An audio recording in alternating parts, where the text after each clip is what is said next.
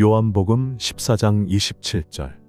평안을 너희에게 끼치노니 곧 나의 평안을 너희에게 주노라. 내가 너희에게 주는 것은 세상이 주는 것과 같지 아니하니라. 여러분은 언제 가장 불안함을 느끼시나요? 저는 한밤중에 잠에서 깨어나 내일의 걱정이 밀려올 때 가장 큰 불안을 느낍니다. 내가 잘하고 있는 걸까? 혹시 뭔가 잘못된 건 아닐까? 이런 생각들이 머릿속을 떠나지 않을 때 마음이 무겁고 답답해지곤 합니다. 사실 이런 불안은 우리가 모두 겪는 감정입니다. 직장에서의 고민, 가족과의 갈등, 예측할 수 없는 미래까지 우리의 삶은 불확실함으로 가득 차 있고 그것은 때때로 우리를 지치게 합니다. 하지만 오늘 요한복음 14장 27절에서 예수님께서는 이렇게 말씀하십니다. 평안을 너희에게 끼치노니 곧 나의 평안을 너희에게 주노라. 내가 너희에게 주는 것은 세상이 주는 것과 같지 아니하니라. 예수님이 말씀하신 이 평안은 세상이 줄 수 없는 특별한 평안입니다. 오늘 우리는 이 평안을 어떻게 경험할 수 있을지 함께 알아보고자 합니다. 첫 번째, 세상이 주는 평안과 하나님의 평안. 우리는 종종 좋은 일이 생기면 마음이 편안해지고 나쁜 일이 생기면 불안해지곤 합니다. 이처럼 세상이 주는 평안은 주로 외적인 조건에 의존합니다. 하지만 이런 평안은 조건이 바뀌면 금세 깨질 수 있습니다.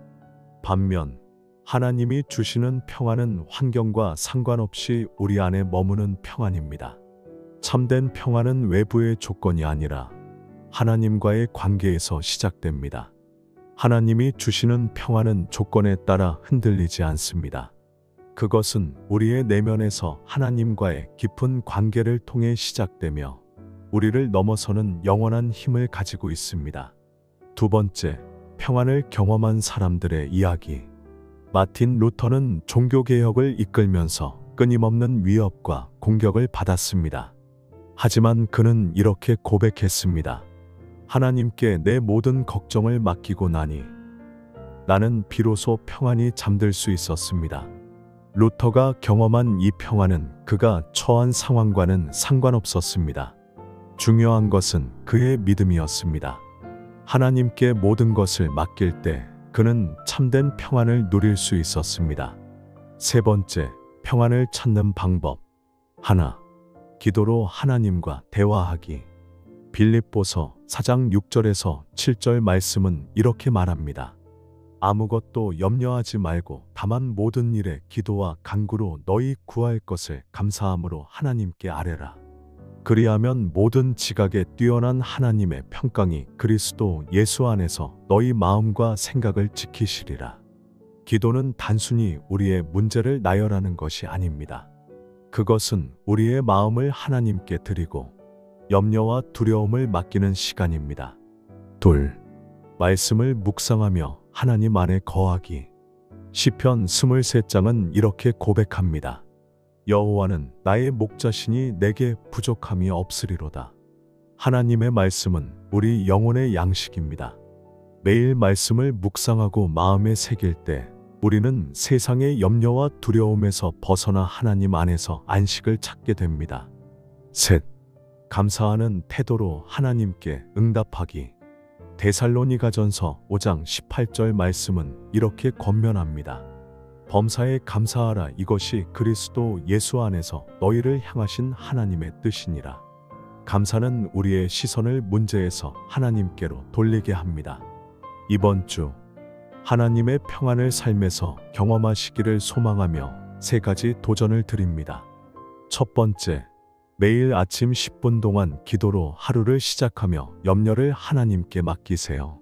두 번째, 하루를 마무리하며 감사의 제목 3가지를 기록해 보세요. 세 번째, 매일 한 구절씩 성경을 묵상하며 하나님과 더 깊은 교제를 나누세요. 오늘 나눈 말씀처럼 하나님께서 주시는 참된 평안을 누리며 한 주를 살아가시기를 기도합니다. 다시 한번 처음부터 끝까지 내용을 듣고 마음 깊이 새겨보세요. 하나님께서 여러분의 마음에 참된 평안을 채워주시길 소망합니다. 요한복음 14장 27절. 평안을 너희에게 끼치노니 곧 나의 평안을 너희에게 주노라.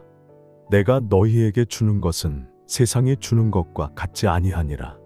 여러분은 언제 가장 불안함을 느끼시나요? 저는 한밤중에 잠에서 깨어나 내일의 걱정이 밀려올 때 가장 큰 불안을 느낍니다. 내가 잘하고 있는 걸까? 혹시 뭔가 잘못된 건 아닐까?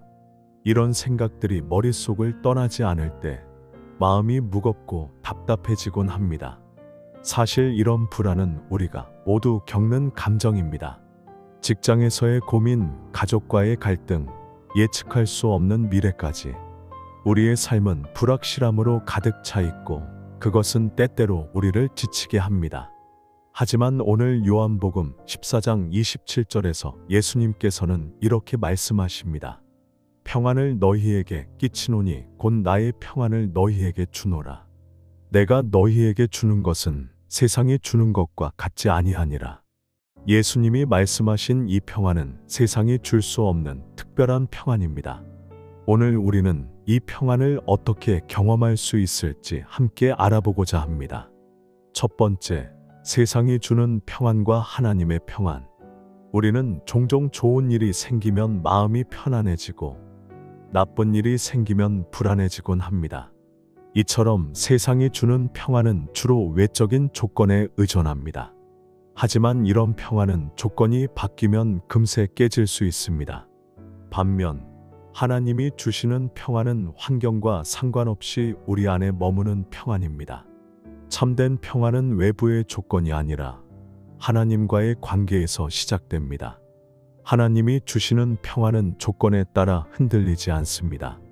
그것은 우리의 내면에서 하나님과의 깊은 관계를 통해 시작되며 우리를 넘어서는 영원한 힘을 가지고 있습니다. 두 번째, 평안을 경험한 사람들의 이야기. 마틴 루터는 종교개혁을 이끌면서 끊임없는 위협과 공격을 받았습니다. 하지만 그는 이렇게 고백했습니다. 하나님께 내 모든 걱정을 맡기고 나니 나는 비로소 평안히 잠들 수 있었습니다. 루터가 경험한 이 평안은 그가 처한 상황과는 상관없었습니다. 중요한 것은 그의 믿음이었습니다.